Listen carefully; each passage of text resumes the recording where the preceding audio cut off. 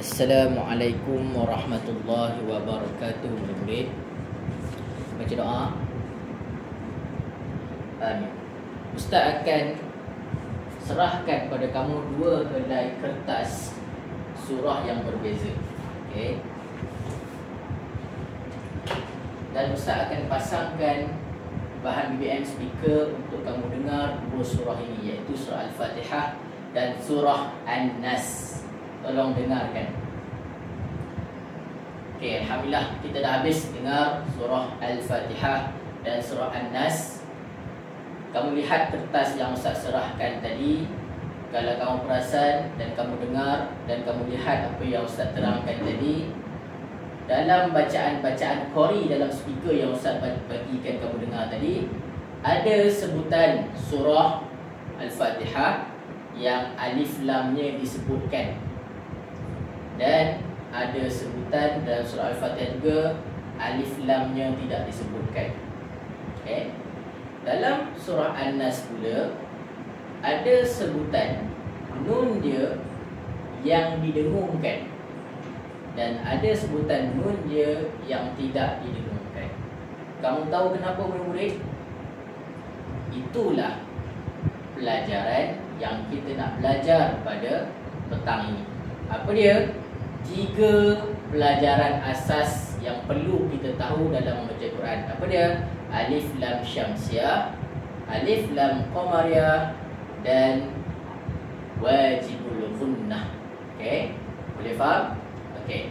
Seterusnya, murid-murid, Ustaz akan terangkan di papan putih berkenaan dengan hukum alif lam syamsiah, alif lam qamariyah. Kamu lihat papan putih. Okey, sebelum tu Ustaz terangkan, ini Ustaz tulis di papan putih ni, menggunakan bahan BBM, pen marker dan papan putih. Ustaz tuliskan di sini alif lam. Hukum tajwid yang dinamakan alif lam. Okey. Alif lam terbahagi kepada 2. Apa dia? Alif lam syamsiyah, satu lagi alif lam qamariyah.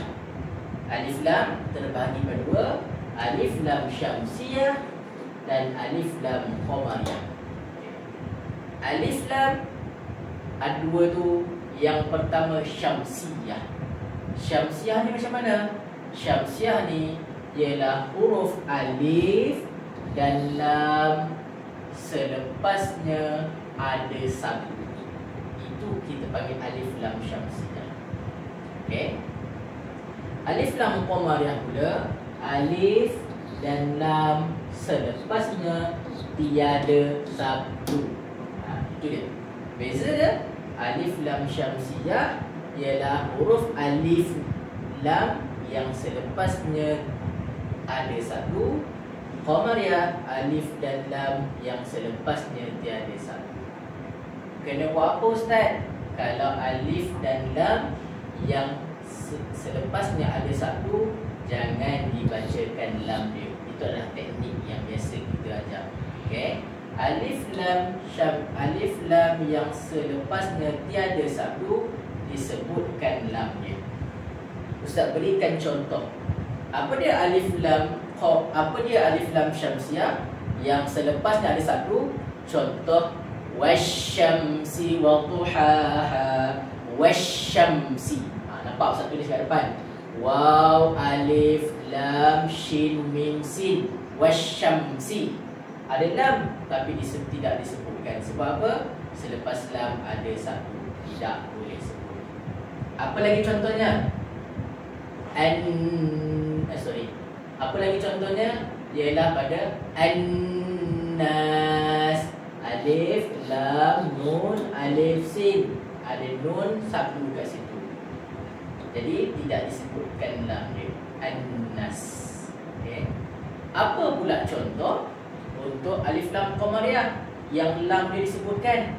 Wal fajr. Wal fajr. Waw, alif lam, fa, jim, ro. Baca lam dia. Apa lagi? Wal qamari idza. Alif lam dia pun disebutkan. Boleh faham, murid? Okey, Ustaz berikan 3 ke 4 contoh untuk kamu labelkan alif lam syamsiah, alif lam qamariyah. Nanti Ustaz panggil Sarawak, datang ke depan tuliskan syamsiah ataupun qamariyah. Okey. Boleh. Ni siapa? Kusyairi, tolong tulis kat depan. Okey, Nabil tuliskan kat depan apa beza dia. Okey, alhamdulillah. Terima kasih murid-murid. Maknanya kamu faham apa yang Ustaz ajar. Terus Ustaz akan teruskan kepada kamu berkenaan dengan hukum wajibal gunnah. Okey. Kalau Ustaz pandang balik whiteboard tadi. Okey, wajibal gunnah. Wajibal gunnah ialah satu hukum tajwid lagi, iaitu hukum tajwid yang asas. Apa itu wajibal gunnah? Ustaz tuliskan dia di whiteboard, iaitu wajib. Iaitu wajiblah. Gunnah dengung. Kalau bahasa Melayu, wajibal gunnah ini ialah wajib dengung. Okey. Wajib dengung di sini murid-murid ada 2 huruf yang wajib dengung. Satu nun dan satu mim. Satu dia di whiteboard ni, pandang depan. Okey. Satu huruf nun dan satu huruf mim. Nun yang bertanda sapu. Ini cara nak kenal dia. Nun yang bertanda sapu itu wajibal gunnah, dan mim yang bertanda sapu itu wajibal gunnah. Kena buat apa Ustaz? Wajibal gunnah ini kena didengungkan 2 harakat. Contoh, qul a'udzu birabbin nas, malikin nas, ilahin nas. Boleh faham murid-murid? Okey. Itulah hukum wajibal gunnah, wajib dengung. Nak kenal dia huruf nun dan mim, 2 huruf saja yang ada tanda sapu. Okey. Dengungnya 2 harakat. Okey. Sekarang ni Ustaz nak berikan kumpulan. Ada 4 kumpulan kamu semua. Dalam tu ada 4 kumpulan kamu semua. Duduk ikut sama rata. Ustaz berikan kepada kamu bahan BBM seterusnya, iaitu 2 biji bola bulat. Setiap kumpulan akan pilih ada 1 soalan yang susah dan ada 1 soalan yang senang untuk murid-murid jawab. Ustaz dah tandakan dah soalan senang dan soalan susah. Okey, boleh pilih murid-murid. Okey. Murid-murid pun dah pilih. Okey.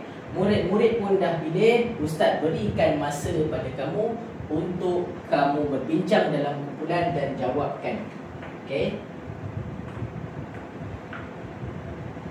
Okey. Boleh? Alhamdulillah, semua dah jawab. Terima kasih murid-murid. Seterusnya, Ustaz akan edarkan masih lagi dalam kumpulan yang sama. Ada 4 kumpulan masih di kumpulan yang sama. Ustaz akan edarkan helaian kertas yang baru. Ustaz akan edarkan helaian kertas yang baru untuk aktiviti seterusnya. Ini murid-murid helaian kertas yang baru. Okey.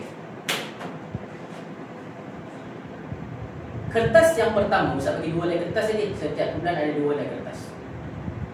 Kertas yang pertama, Ustaz minta murid-murid tolong carikan alif lam syamsiah, alif lam qamariyah.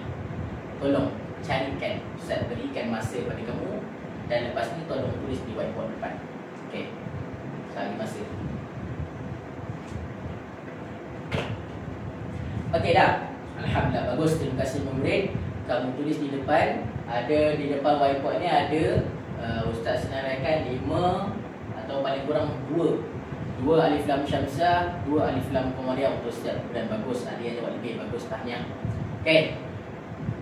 Kertas yang sama juga, dalam tu ada juga hukum nun syaddah. Hukum nun syaddah, nama dia nun syaddah atau wajibal gunnah, sama saja. Wajibal gunnah, tapi biasa kita faham dengan hukum wajibal gunnah lah. Jadi dalam kertas yang sama, 2 helai kertas tadi, murid-murid minta tolong carikan hukum wajibul gunnah. Okey. Kalau kamu jumpa hukum wajibul gunnah, bulatkan menggunakan pensel ataupun pen pada persoalan tu, pada ayat tu. selain pada wajibul gunnah, contoh kalau kamu jumpa nun yang berbaris, nun yang bertanda mati, itu selain pada wajibul gunnah satu. Mim yang bertanda mati ke, selain daripada itu kamu gariskan. Nak tahu kamu pandai tak ataupun tak tahu bezakan. Okay, boleh cari sekarang. Okay, Alhamdulillah. Rata-rata Ustaz jalan tadi, Ustaz tengok ramai yang faham. Nun sabdu, mim sabdu kamu bulatkan sebab itu hukum wajibul gunnah.